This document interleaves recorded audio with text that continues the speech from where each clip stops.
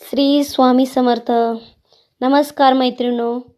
आज मी खमंग ढोकळा करणार आहे. फक्त बेसन पिठापासून नाही तर थोडासा रवा पण घालणार आहे त्यामध्ये, आणि त्यासोबत ग्रीन चटणी आणि चिंच गुळाची चटणी.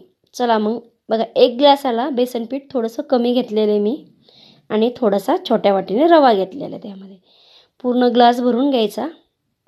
कारण रवा कशामुळे टाकायचा आपल्याला, की खायच्या वेळेला एकदम कोरडेपणा येत नाही ना, ठसका लागल्यासारखं होतं ना, तर कोरडेपणा येणार नाही खायच्या वेळेला, एकदम खमंग होणार आहे हा, आणि पटकन खाल्ल्या पण जातो.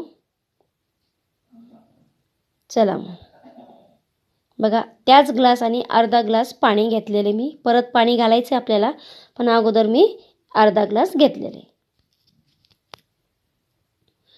आणि पोहे खायचा जो चमचा असतो ना, त्याने मी 4 चमचे साखर घालणार आहे.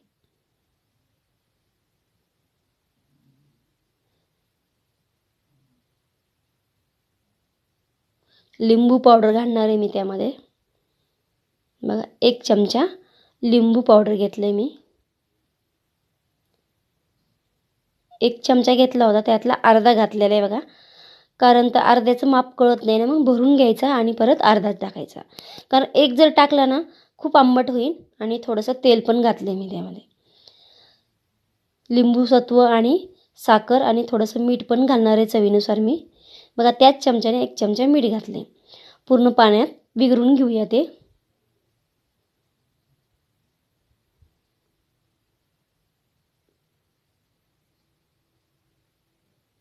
चला, बेसन पीठ आणि रवा टाकून घेऊया.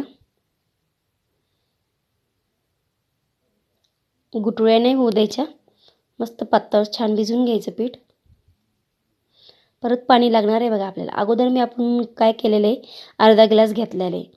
परत अर्धा ग्लासाला बी थोडंसं कमी, जसं लागन तसं टाकून घ्यायचं. एकदम टाकून घ्यायचं नाही, कारण त्यामध्ये रवा असल्यामुळे आपल्याला 5 मिनटं तसंच ठेवावं पण लागणार. त्यामुळे थोडंसं पातळ असलं तरी चालतं पीठ, रवा फुगल्या जातो परत मग.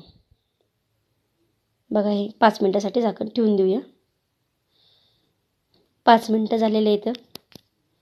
रवा पण छान फुगलेला आहे आपला. म्हणजे अगोदरच्या चमच्यानेच आपल्याला सोडा पण घालणार आहे मी. बघा, छान थोडंसं घट्टपणा आलेला आहे पिठाला.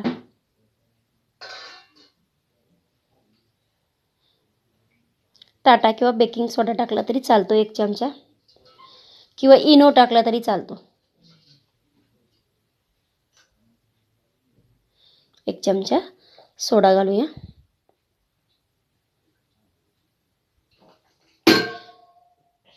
थोडंसं पाणी घालायचं सोड्यावर. छान फेटून घ्यायचं. बघा, छान फुगल्या पण जातोय मस्त. इनोची काही गरज नाही आपल्याला, घरच्या सोड्यापासून आपण तयार करू शकतो ढोकळा.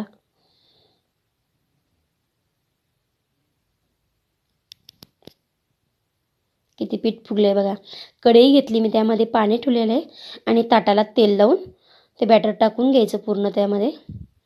पटकन टाकायचं, वेळ नाही जाऊ द्यायचं, कारण आपण पटकन फुगलेलं असतं ना, त्यातले एअर निघून जातं मग.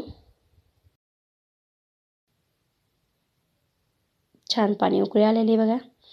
ताट झाकून ठेवूया.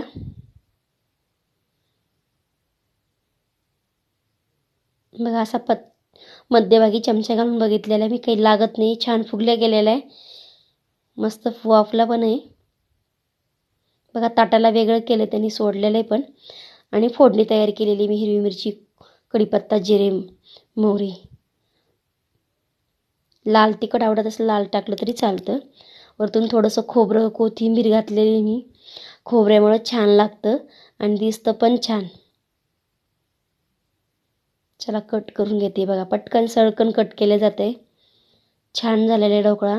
नक्की करून बघा. कमेंटमध्ये सांगा कसा झाला आहे. त्या अशाच नवीन नवीन रेसिपी तुमच्यासाठी घेऊन येणार आहे. माझ्या चॅनलला सबस्क्राईब करायला आणि लाईक करायला विसरू नका.